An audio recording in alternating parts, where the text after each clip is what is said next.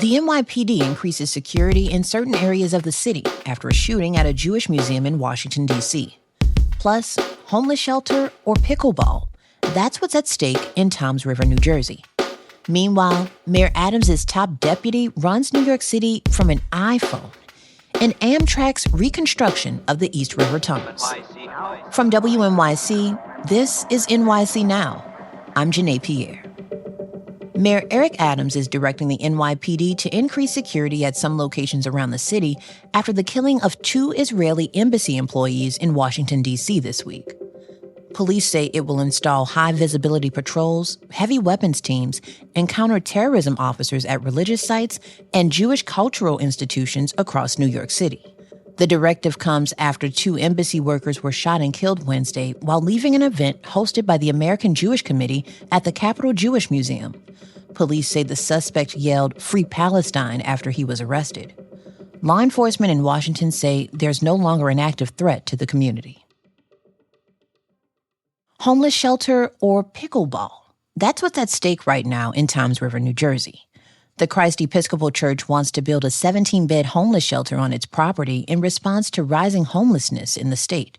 But Mayor Daniel Roderick wants to take over that land using eminent domain to build a playground and pickleball courts.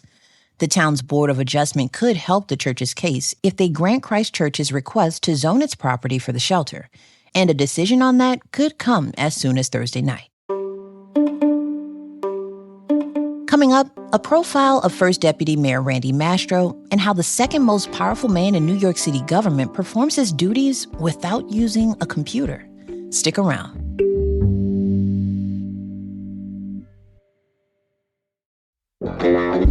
This is NYC Now.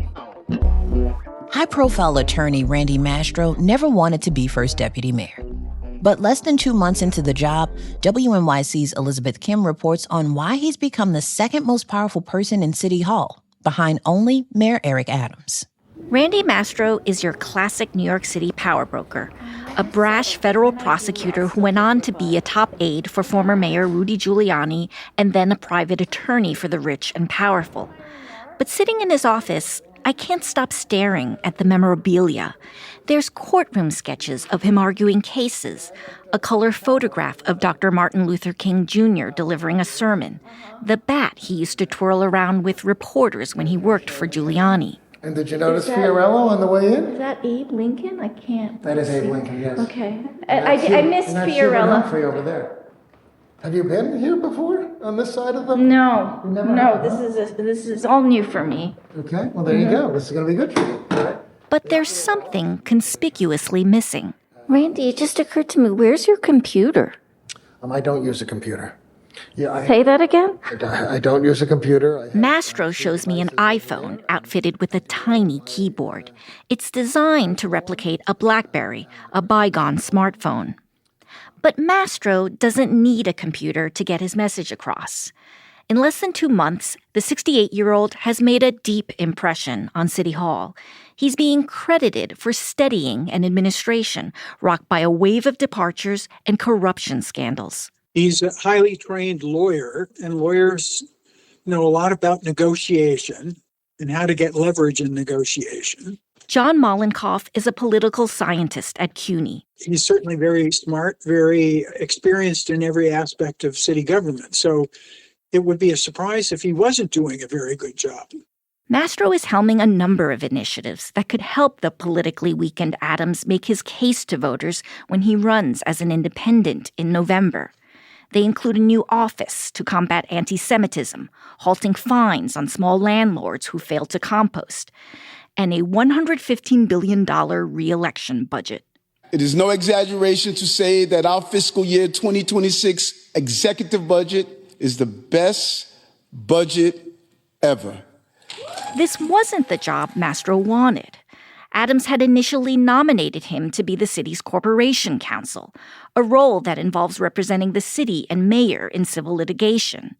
But Mastro's reputation as a loyal Giuliani aide and a high-powered attorney for moneyed interests wound up sinking his chances.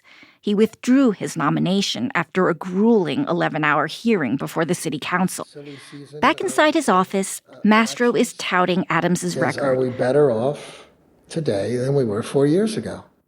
I interrupt him to ask him what every reporter wants from a City Hall source. Can you give me a scoop? Tell me something you're about to do. I only got, 1/5 of the way through my oration, so you've got to let me finish. I know. You got to let me finish. All of that. He later tells me that I just have to stay tuned. That's WNYC's Elizabeth Kim.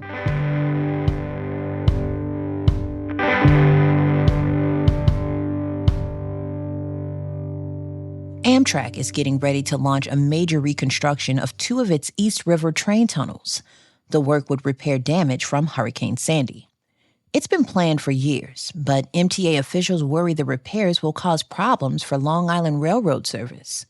WNYC's Stephen Nesson took a tour of one of the tunnels. Clambering down a set of metal stairs and ducking below low-hanging electric wires, it's a little after 2 a.m. David Albright is in charge of safety for Amtrak. The bed of the truck's going to be slippery. The truck has a tendency to start fast and stop fast at times. Sometimes it's We're on a work train in Sunnyside Yards in Queens. The front looks like the cab of a tractor trailer, while the back is like a farm wagon with wooden benches and a wood floor. It's going to be bumpy. If you have a seat available, please sit down at all times. This is one of 4 tunnels here that's 115 years old. They run to Manhattan's Penn Station, and they're used by Amtrak, the Long Island Railroad, and NJ Transit, which parks its trains in Queens after the morning rush until they return to Penn in the afternoon.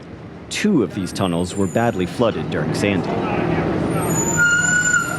The work train jerks to a halt, and David Cooper, a project manager with Amtrak, leaps onto the crumbling concrete bench wall next to the tracks.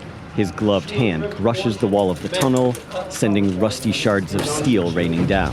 What's important to show is that this is 130-year-old steel. Whoa. He bends down and scoops up a handful. I didn't pick these pieces off the floor. That happens on its own. We need to get in, properly repair all these rivets, repair all of the steel, apply a proper epoxy coating to stop this corrosion in its path. We need to get in here soon. This is not something that we want to keep holding off on. Cooper is part of a team that's put together a 254-point punch list of things to fix in the tunnel, including this wall. It's part of Amtrak's $1.6 billion overhaul that replaces the tunnel's electric system and old tracks. But now, just as work is about to start, the MTA is asking Amtrak to do the work on nights and weekends, rather than a full closure for nearly 3 years. It argues any work mishap could mean delays for other trains. It wants all the tunnels available during rush hours. Liam McQuat, an engineer with Amtrak on the project, says the MTA's suggestion doesn't make sense. This has been 12 years in the making. We have looked at alternatives, and none of them give us the solution that we want, which is 100 years of useful life from this system. As we head back out of the tunnel, McQuat warns us the ride is going to get unpleasant. We are about to pass through quite a wet part of the tunnel. How wet? Like a waterfall? You ever Splash Mountain? Splash Mountain? I'm going to stay on the wet side.